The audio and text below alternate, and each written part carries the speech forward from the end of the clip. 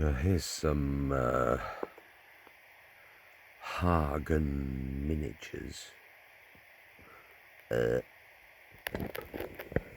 Casualties, American Civil War. And what are there? There's 8 of them. Or in the process of being wounded. And they're about the size of Perry miniatures metals. And they're sort of detailed both sides, the prone figures, I suppose they are. Ooh, this isn't very well balanced. Oh no, it's get caught on the cardboard, stupid thing. And well, yes, so they are better against a black background. Oh, I don't know. They're just so shiny, I suppose. Ooh, it's done it again. I'm just viewing this through my magnifier lamp as well, which seems to work quite well. So you get, sort of some of them got hats kind of attached, which you have to. Oh shit! Oh, sorry about that. Oh crap.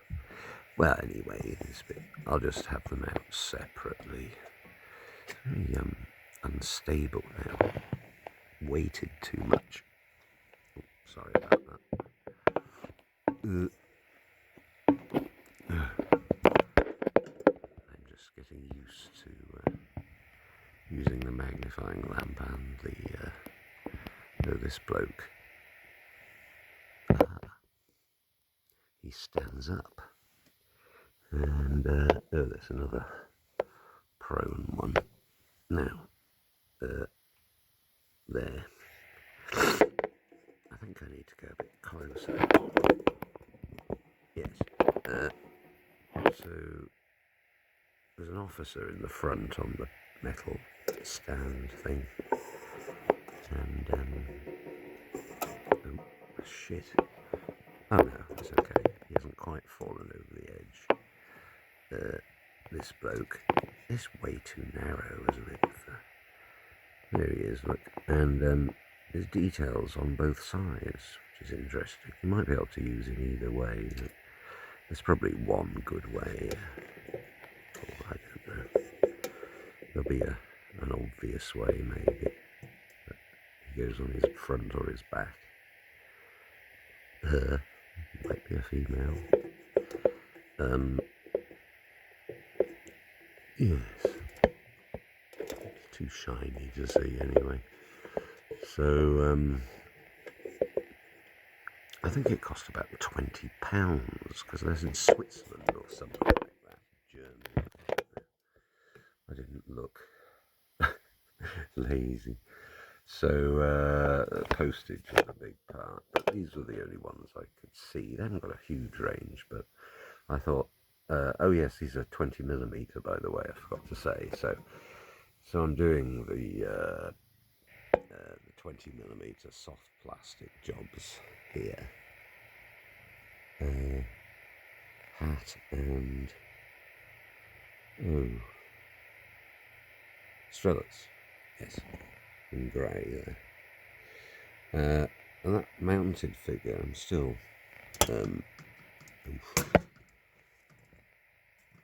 fettling that, especially the horse and the sword. Well, that came from a train set. I think it's 1/87 scale. It's quite soft, rubbery plastic, but it goes hard if you, for example, put thin super glue on the legs. It seems to soak in slightly to the plastic and make them stronger. Or maybe because the plastic's so old that it's porous. I bought it about 20 years ago, so it was a sort of American Civil War train set. It was great. Got it from Canada. With a train with a light on the front, and various wagons and track, and easy track it was, yes. a Bachmann it was made by, that's right. These are Bachmann, the train manufacturer's figures. I'm pretty sure they are continental scale. But I think this was the only figure that I could possibly use. All the rest were really stupid poses. So this is a great figure because it looks like an artillery horse that has got a rider, well, officer, but he's kind of looking. Hang on.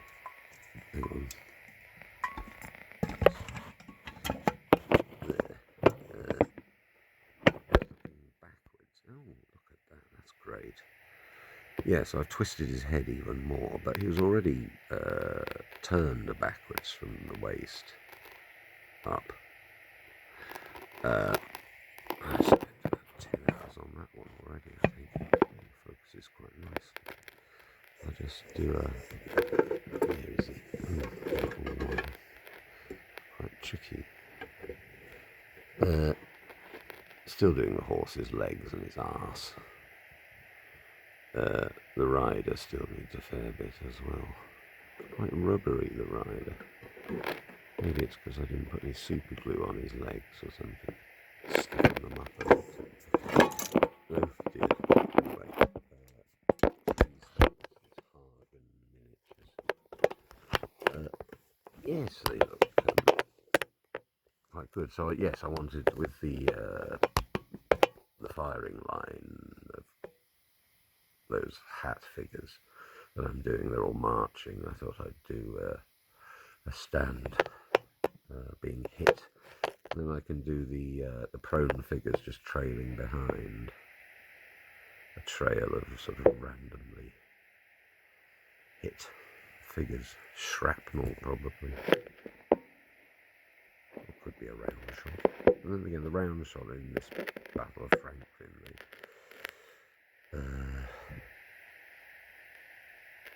for the long-range round shot, I think, was the big guns in Fort Granger on the eastern flank.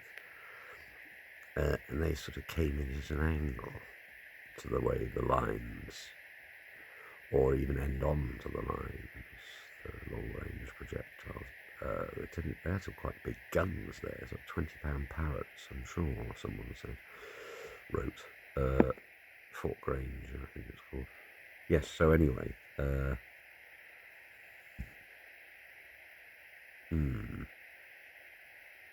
whatever. You get 3 prone figures, 4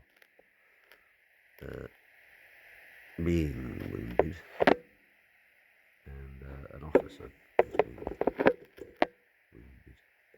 Or it could just be a big shockwave from the explosion, maybe. Some of them, 1 or 2 of them. Or, well, you've got to do all of them shockwave, really. You can't just do half of them shockwave. I'm not talking about hairstyling either. So I'll probably do, yes, an explosion, but the shockwave causes maybe the movement, the strange sort of staggering backwards or falling backwards type thing. What am I talking about? Oh, it's too narrow to rotate. So, yeah, you get a load of more hats and muskets as well in the bag. Where are they? Yes, there you go. Oh, here. There's a load of muskets and hats. I think these are Confederate casualties. I think that's what they're called. Well, actually, I'll just let you know properly. I've got the box thing here. Oh, he's fallen over.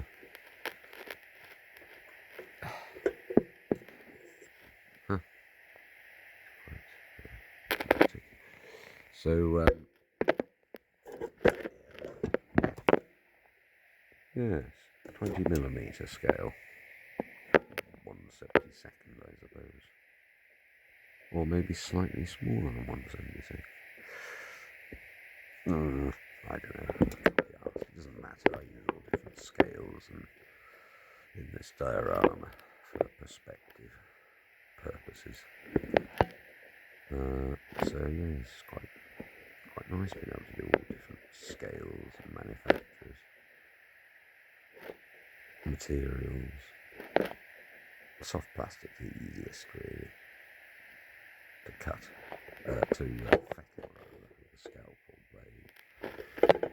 Hard plastics, quite hard work. Metal's the hardest work to prepare before you can paint them. Get rid of all those extras from the moulding process. Well, I'll get on with doing one of them, I suppose. See how they come out. Right, bye.